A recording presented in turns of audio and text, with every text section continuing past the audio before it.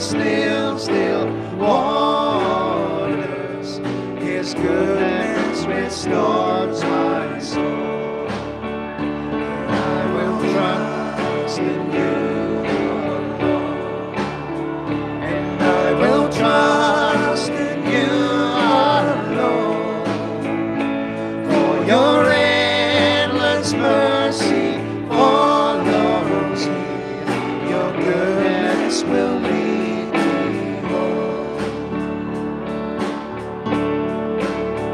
He guides my ways in righteousness, and he anoints my head with oil, and my cup it overflows with joy. I feed on his pure delights, and I will trust in you alone, and I will trust in you alone. For your endless mercy follows me, your goodness will lead me home.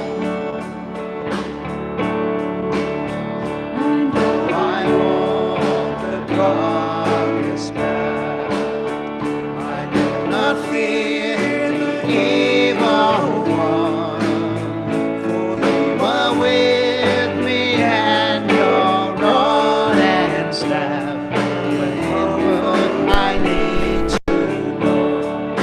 And I will trust in you alone, and I will trust you alone.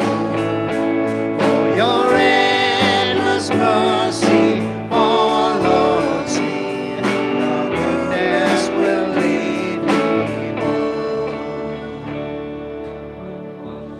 In you alone, and I will trust in you alone. For your endless mercy follows me, my goodness will lead me home.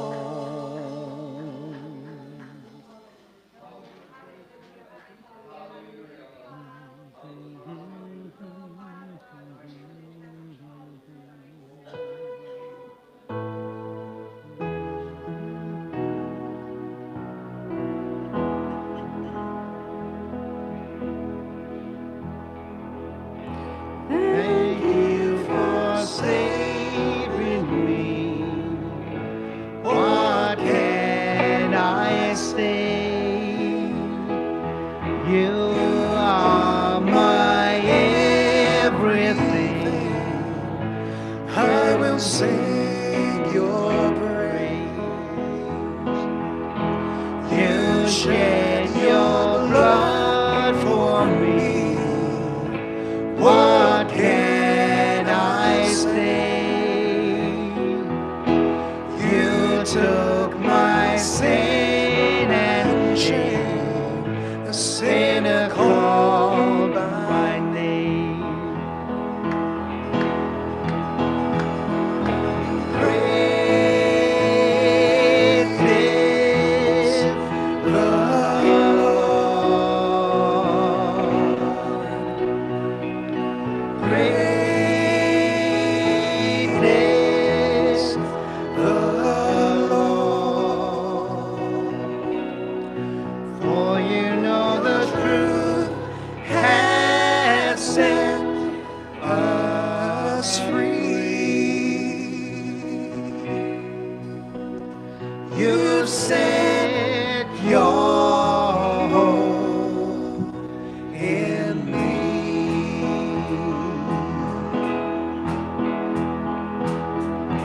Mercy and grace are mine, forgiven is my sin.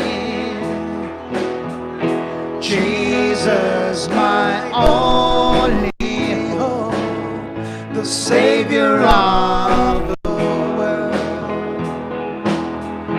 Great is the Lord, we cry.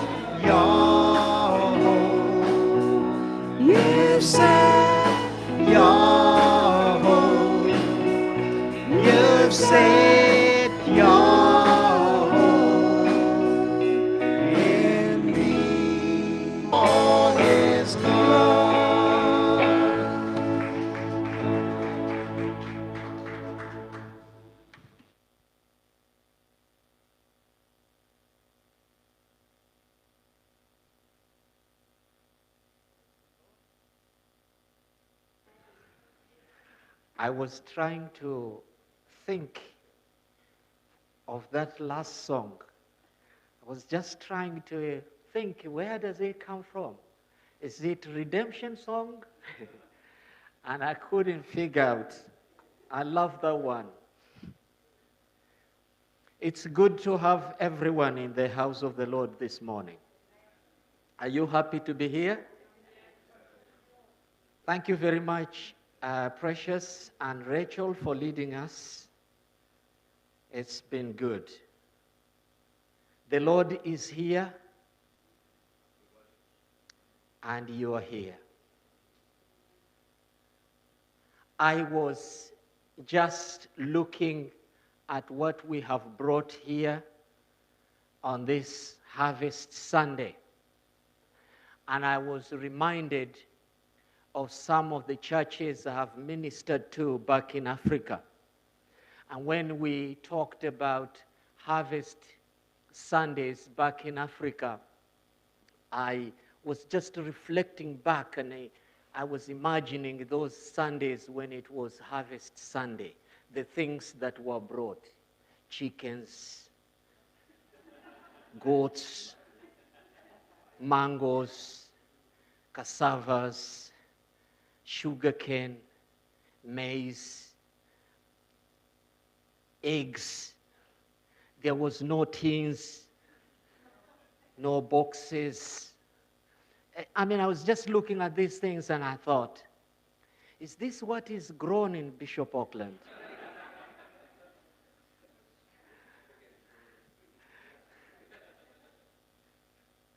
But there we are. This is a first world, and where I came from, it wasn't even a second, it's third. But you know, when I was actually looking at my notes this morning, I woke up very early, and I was going through my notes. And, you know, when it talks about harvest, it's not just the things that, you know, we get from the farms.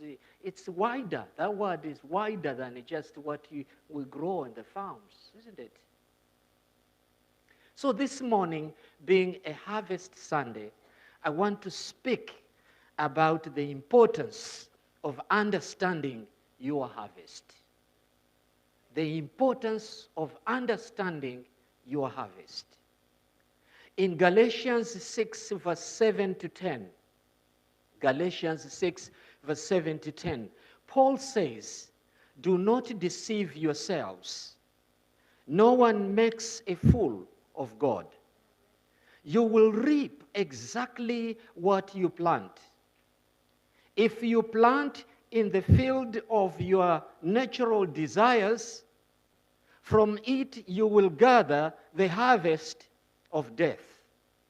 If you plant in the field of the Spirit, from the Spirit you will gather the harvest of eternal life." So let us not become tired of doing good. For if we do not give up, the time will come when we will reap the harvest.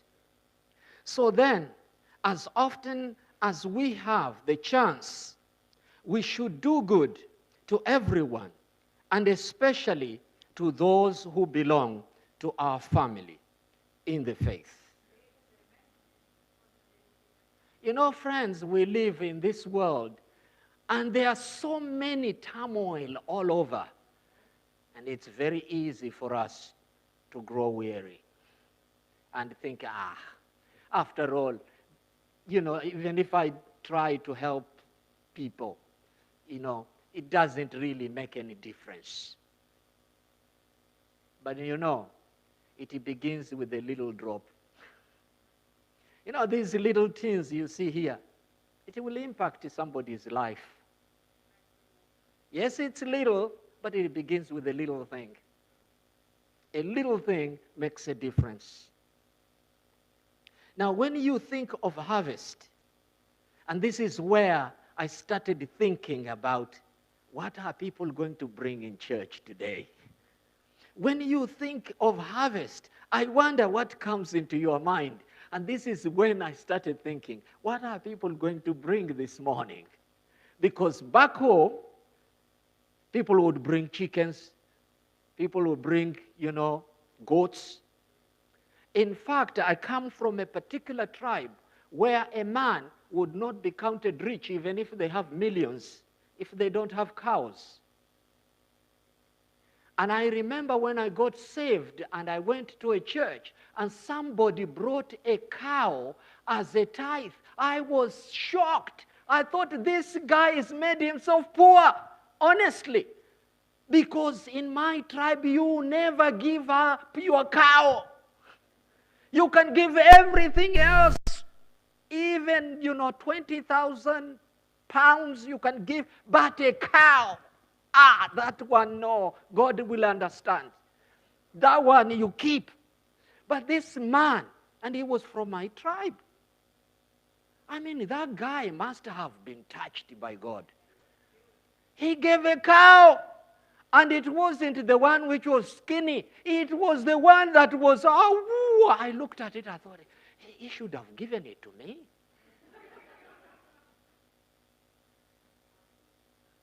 And God says, when we give, I gave you my story of when I was blessed with these lovely clothes. And then the Lord said, I want you to give this other guy in Waiwa these clothes.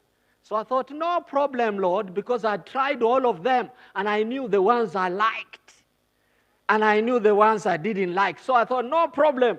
There are some there which I've already put aside. Those ones I can give. So I wanted to give the ones I didn't like. And the Lord said, no, I want these other ones, this side. I said, no, these ones are not good for him. The ones which are good for him are the ones I don't like. So I gave him, instead of only 2 pairs, I gave him 4 to show how good I was. And the Lord said, no, you are making a big mistake. Because after giving him the 4, the Lord said, you have given nothing. Still, I want you to go to this other pile and give the ones I told you to give. I said, no, I'll go there and give even more. He said, no, you are making a mistake. So I went to the other pile, which I don't like, and gave 4 more to this guy. I still felt guilty. In fact, I went to the ones that I really felt this side to give him and put them on. And I felt like I'd smeared myself with cow dung. Have you ever felt like that? The Lord tells you to give something and you feel you want to use it for yourself. And then when you use it, you feel like it's not for you anymore. So I immediately cleaned it, ironed it, and nicely. When you take the iron and you just do like that because you feel bad. And the Lord said, do it nicely.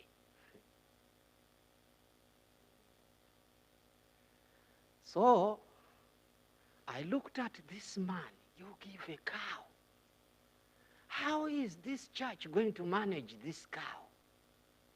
But you see, it's not your business how the church is going to manage it. It's their business.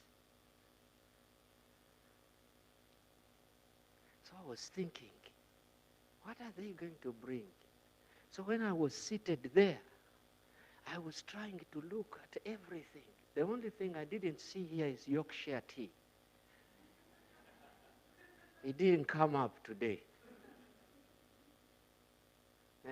Maybe it's because I always talk about it's not grown here. It's only packaged here. But you see it, friends, everything we have brought here, God appreciates.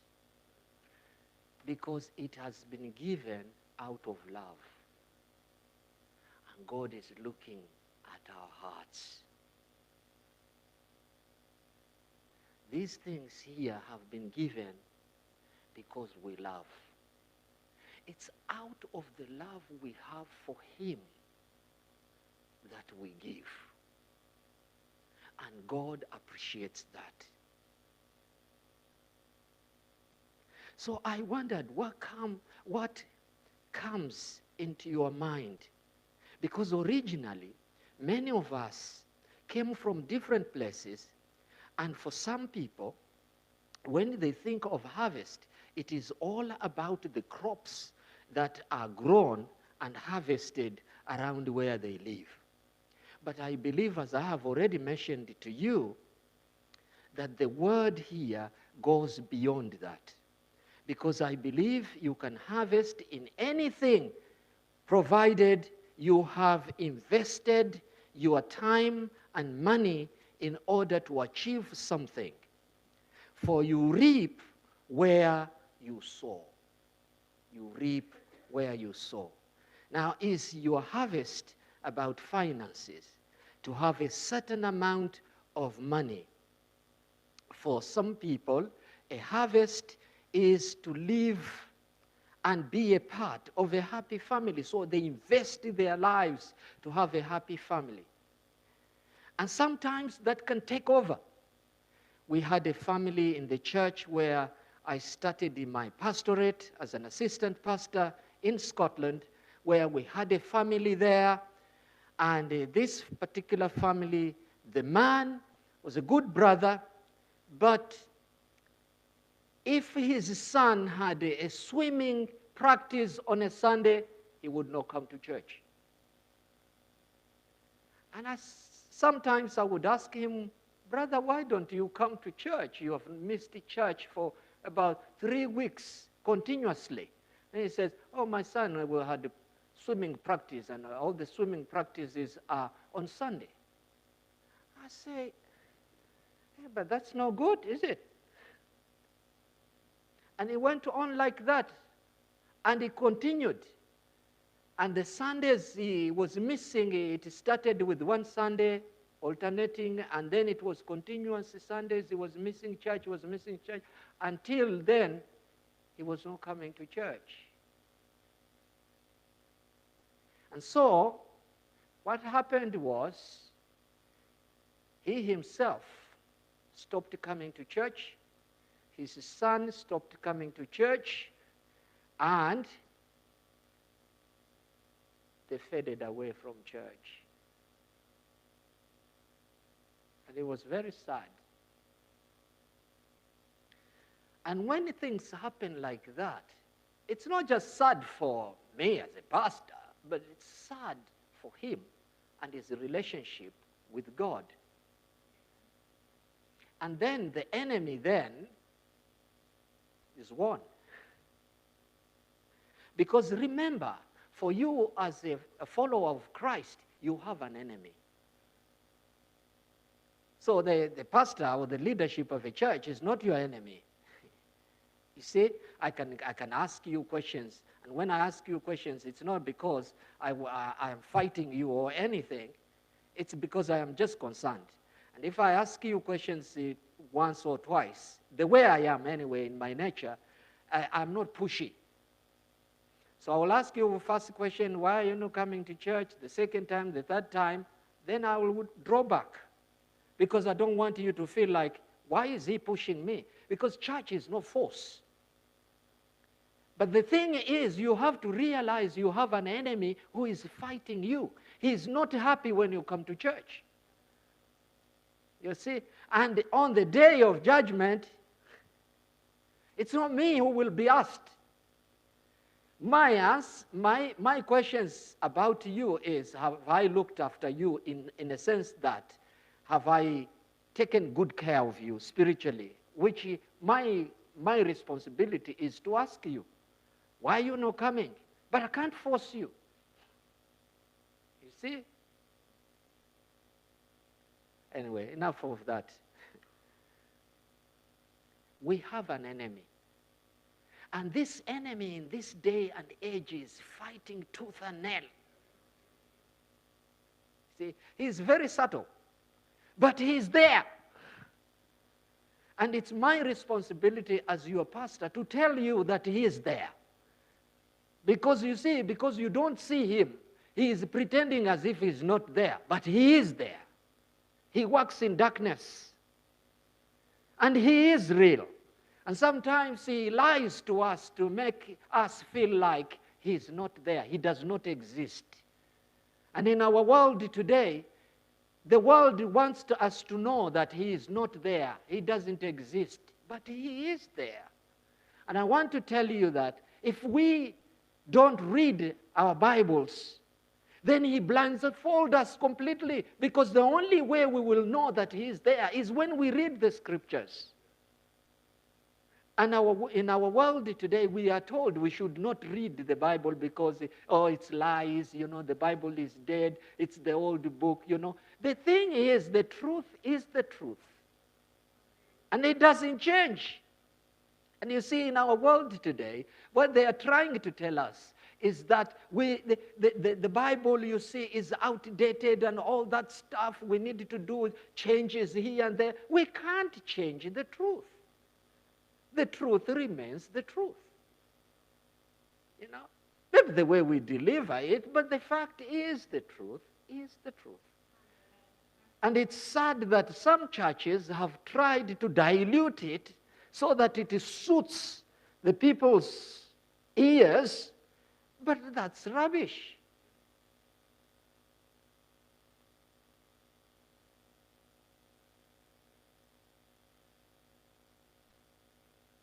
So some people,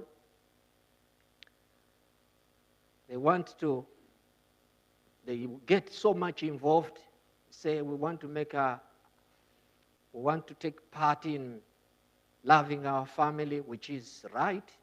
We are to make our families happy. That's true. I want to make my wife happy. I want to make my children happy. But not at the cost of abandoning the Lord. Because if we abandon the Lord, even our relationship with our families is shaky. If the Lord is first, I gave an example, I believe it was last week. If the first button is like that, if I put this one here, the end here will not be right. But if this one is in the right place, everything will fall into place.